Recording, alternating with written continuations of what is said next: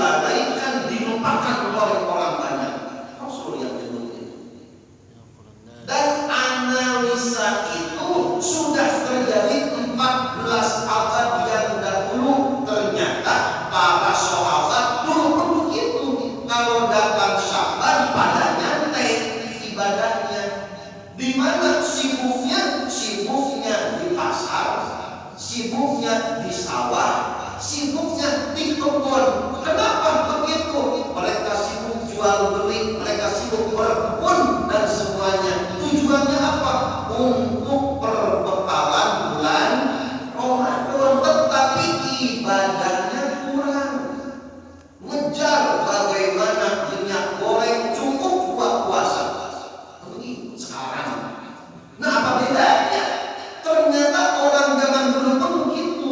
Bulan Sya'ban tuh nyantai, gak ada istimewanya. Padahal Rasul mengatakan ini bulan adalah bulan yang kebanyakan orang lupa. Ternyata di Sya'ban ada hari yang amat penting bagi orang yang beriman, dan kebanyakan hampir manusia pada umumnya lupa, lewat, lalai pada bulan Sya'ban. Apa itu? Wa Sya'ban adalah syahrun turfa'u fihil a'malu ila rabbil alamin. Bulan Sya'ban adalah bulan di mana seluruh amal perbuatan manusia setahun itu turfa'u, dilaporkan, disodorkan ila rabbil alamin, ke hadapan Allah. Kira-kira kalau kita mau buat LPJ, kita mau buat laporan, satu asal-asalan, dua ala kadarnya, tiga profesional sungguh-sungguh. Yang mana Pak? Sungguh-sungguh. Satu asal-asalan, dua ala kadarnya, tiga sungguh-sungguh. Sungguh-sungguh. Coba baik kita ngadep atasan, kita ngadep direktur, dipanggil, Bapak nanti jam 1 ke ruangan saya, bawa laporan bulan hari ini. Oh kita, ternyata laporan kita halaman terakhir banyak coretan, banyak titik. Oh ilah, berantakan, disodorin ke direktur.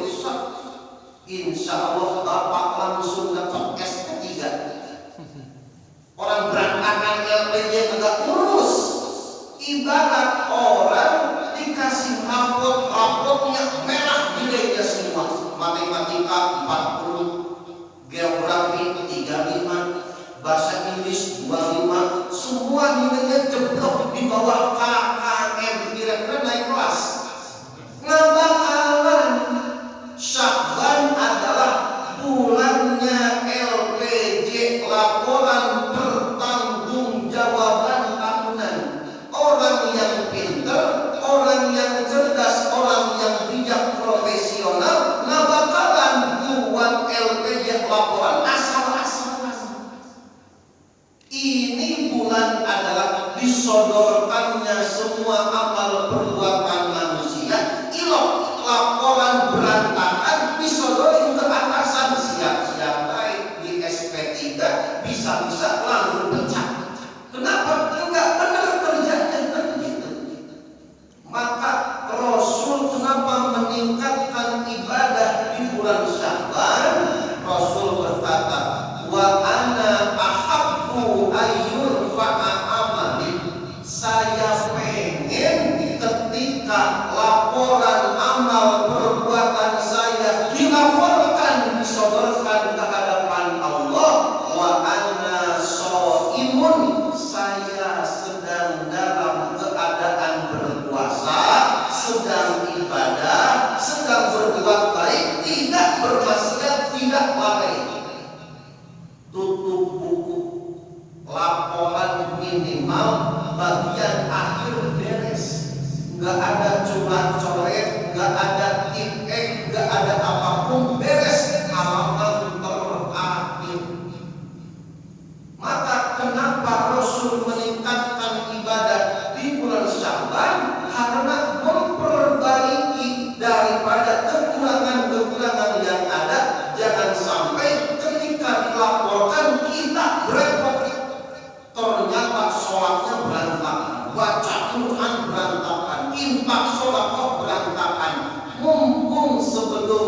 dilaporkan benerin dulu.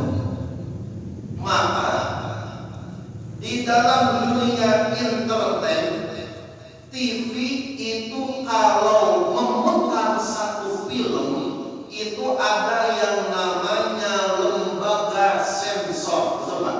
Gitu ya.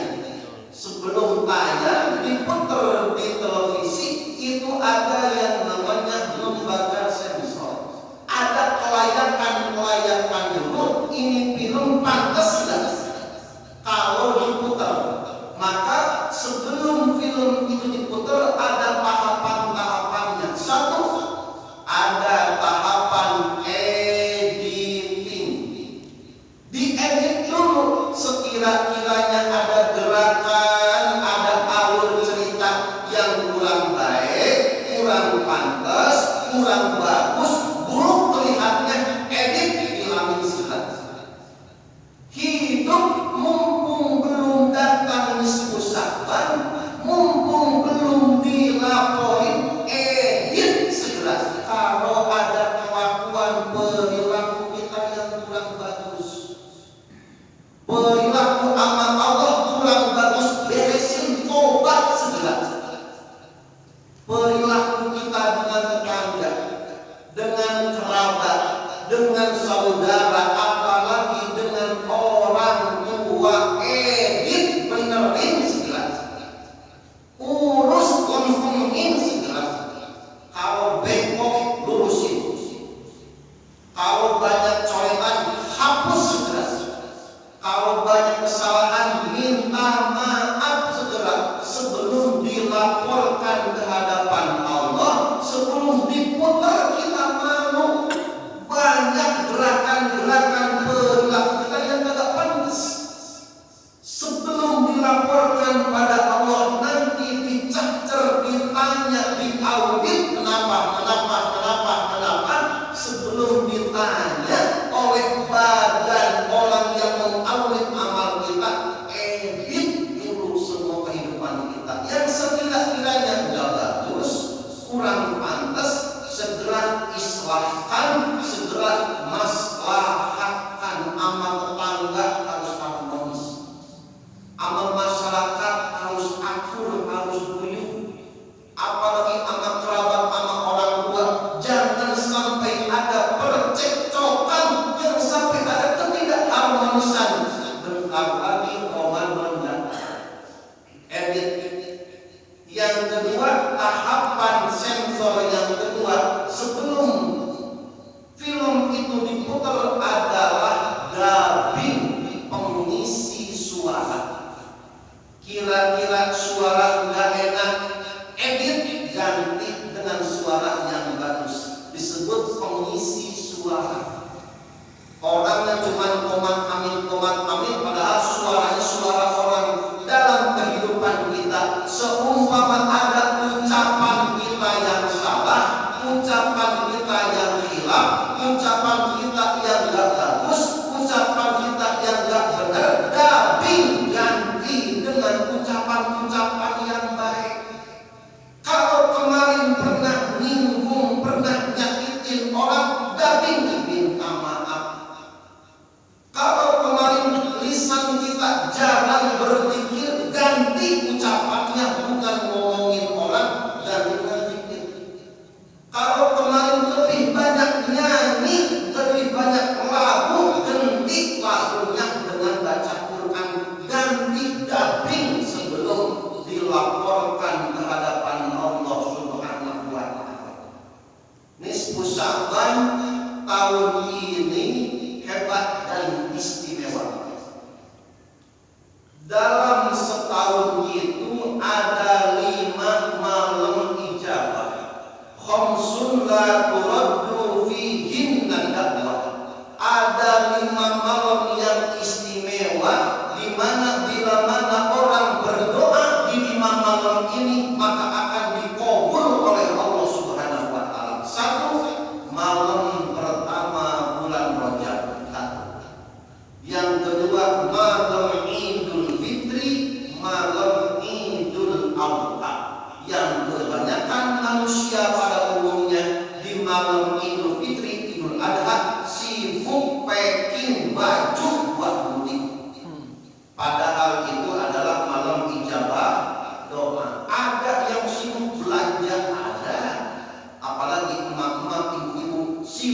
nongkrongin opor ayam sama ketupat malam Idul Fitri, padahal malam itu malam ijabah doa. 3, malam ijabah itu adalah malam Lailatul Qadar. 4, malam yang ijabah doa adalah malam nisfu Sya'ban. 5, malam ijabah doa adalah malam Jumat. Orang Jawa punya istilah kalau malam Jumat datang, ojo turu sore-sore. Jangan tidur siang-siang. Orang tua dulu kalau malam Jumat melek begadang riadoh tirakat minta doa sama Allah. Jangan tidur siang-siang, tidurnya jam 1, jam 2 melek zikir sama Allah. Maka wajar kalau orang tua dulu walau ekonomi pas-pasan tetapi hidupnya tenang, anak-anaknya pada nurut, anak-anaknya pada soleh, anak-anaknya pada berkah hidupnya. Kenapa? Orang tuanya mujahadah, orang tuanya berjuang, orang tuanya minta pada Allah di saat yang tepat, saat ijabah. Dan tahun ini nisfu Sya'ban dan malam Jumat ketemu dalam waktu yang sama, yaitu besok tanggal 17 Maret hari Kamis, malam Jumat, malam nisfu Sya'ban. 2 malam ijabah ketemu dalam satu waktu, ini yang jarang. Maka besok malam Jumat jangan sampai lewat, semua agenda cancel rasanya semuanya. Mau nganter bini beli minyak goreng cancel gak jadi. Mak, ntar malam susahkan, yuk ke masjid bareng-bareng gini semua anak-anak. Mumpung malam nisfu Sya'ban, kita jadikan halaman terakhir tahun ini dalam keadaan ibadah, lagi zikir, lagi baca Quran, apalagi kalau hari Kemisnya kita puasa. Hari Kemis kita puasa besok, maghrib kita buka, setelah maghrib panteng sama Allah, jangan kemana-mana. Kalau bisa jangan di rumah, ke masjid. Apa mau sholat, banyak baca Quran, zikir, bermunajat kepada Allah. Itu adalah waktu saat-saat buku amal kita setahun ditutup, dilaporin sama Allah. Ya Allah, ini adalah catatan amal si fulan bin fulan ketika halaman terakhir lagi ngapain? Si fulan lagi zikir, alhamdulillah. Si fulan lagi baca Quran, alhamdulillah. Si fulan lagi iktikaf, alhamdulillah. Si fulan lagi mancing, alhamdulillah.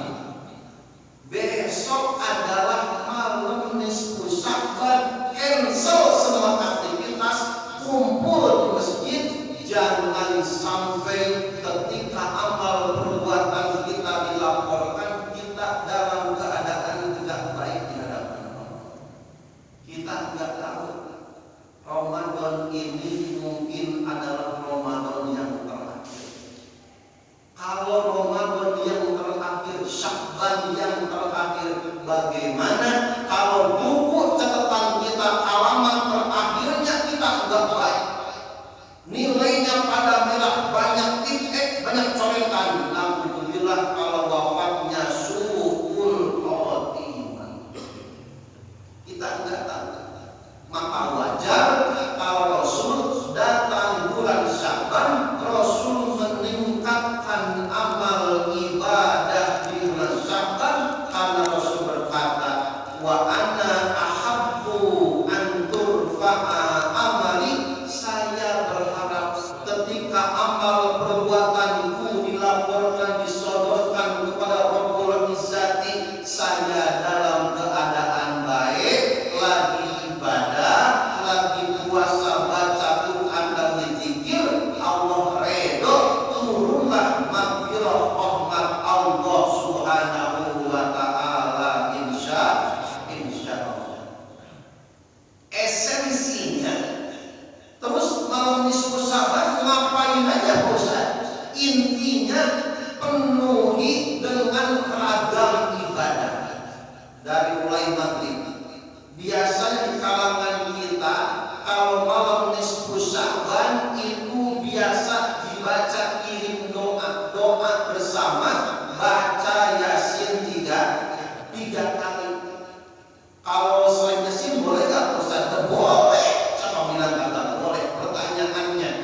Yasin Quran apa?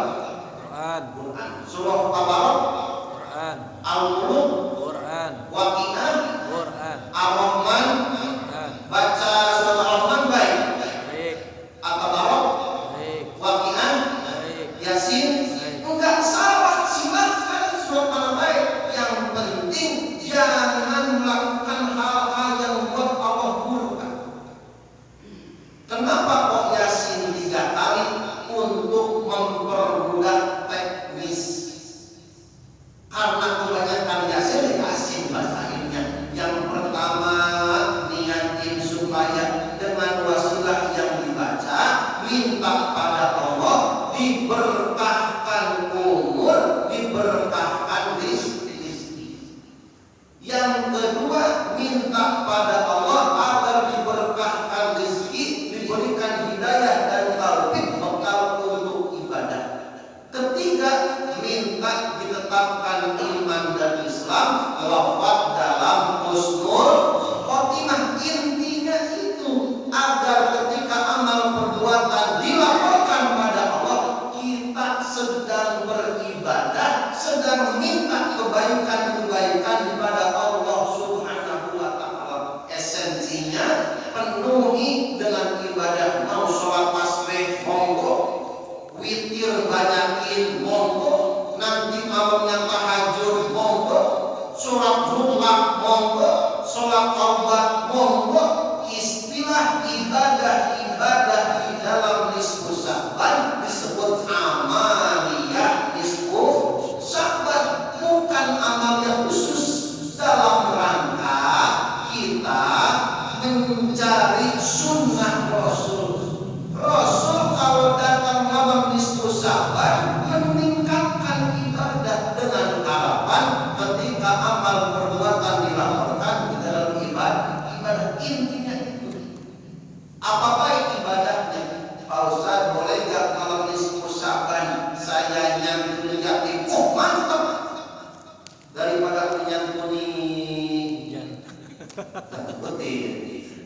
Kalau kita menyantuni janda muda tua ini, dua-duanya janda muda santuni, janda tua santuni, yatim piatu santuni, boleh apa aja.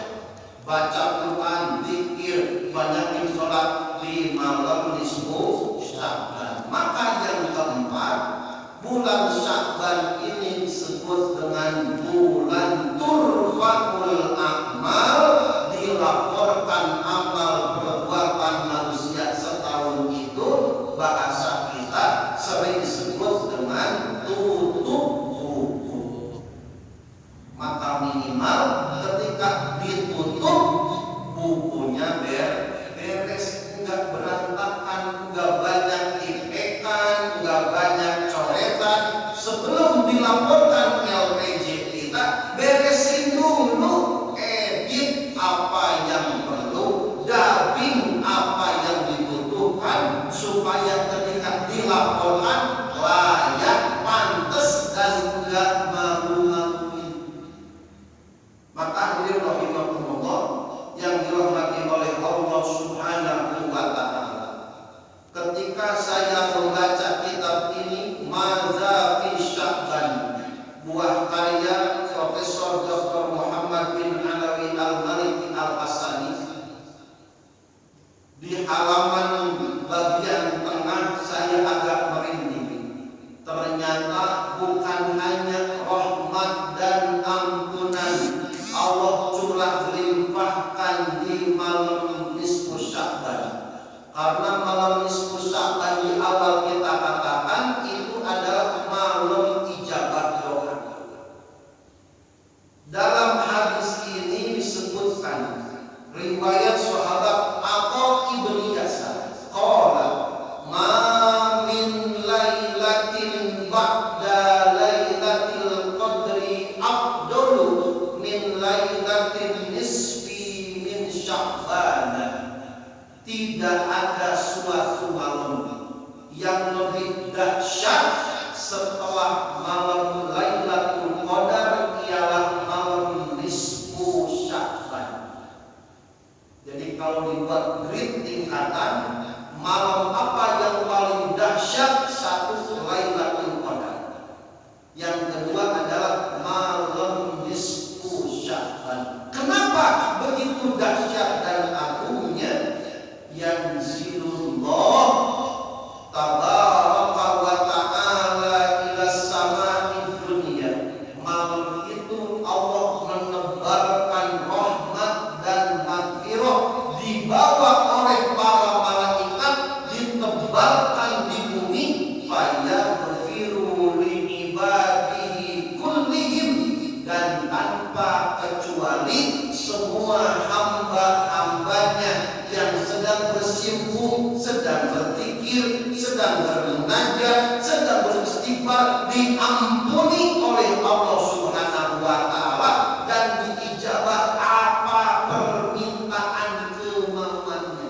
Malam nisfu Sya'ban, dosa diampuni, munajat doa diijabah. Apa kurang hamba? Illa kecuali 3 kelompok. Walaupun malam nisfu Sya'ban turun hujan rahmat dan maghfirah, tetapi 3 golongan ini tetap Allah murka, Allah benci pada 3 golongan ini. Padahal yang lain Allah ampuni, yang lain Allah rahmati, yang lain Allah qabul ijabah doanya, kecuali 3 golongan ini. Allah tetap murka, Allah benci pada 3 orang, walaupun ada di malam nisfu Sya'ban. 1, illa li musyrikin, kecuali orang-orang yang musyrik. 1, enggak dapat apa-apa. Zon, hanya gigit jari. Maka Allah tambah murka, Allah tambah benci.